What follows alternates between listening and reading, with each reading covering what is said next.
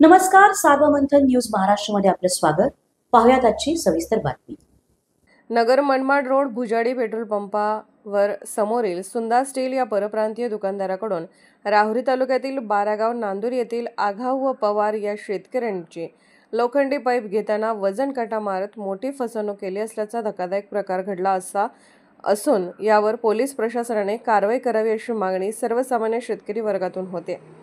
याबाबत सविस्तर वृत्त असे की राहुरी तालुक्यातील बारागाव नांदूर येथील आघाव पवार या शेतकऱ्याची फसवणूक संबंधित सुधा स्टील या परप्रांतीय दुकानदाराने केल्याने शेतकरी वर्गामध्ये संताप व्यक्त होत आहे. सदर पवार व आघाव हे दोन्ही शेतकरी शेड व कंपाऊंडसाठी लोखंडी पाईप व अँगल घेण्यासाठी गेले असता 10 किलोचा पाईप तो 14 किलो 200 ग्रॅम दाखवून 58 रुपये किलो दराने पाईप घेतला.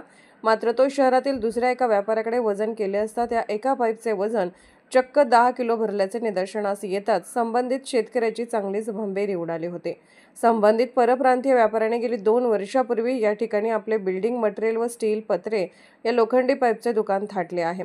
गेल्या 2 वर्षात या परप्रांतीय व्यापाऱ्याने अनेक शेतकऱ्यांना व सर्वसामान्य नागरिकांना वजन काटामध्ये फसवणूक केली असल्याचे शेतकऱ्यांमधून बोलले जात आहे. तर चक्क पवार व आघाव या शेतकऱ्यांनी संबंधित परप्रांतीय दुकानदाराला धारेवर धरले असता त्यांनी याबाबतची माफी मागत दिलगिरी व्यक्त केली आहे. यामुळे संबंधित शेतकऱ्यांनी उदार मनाने त्या परप्रांतीयाला माफही केले.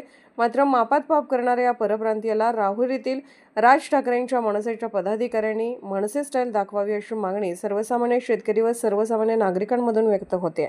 सार्वमंथन न्यूज महाराष्ट्र, राहुरी, अहिल्यानगर. सार्वमंथन न्यूज महाराष्ट्राला लाईक करा, शेअर करा, सबस्क्राईब करा.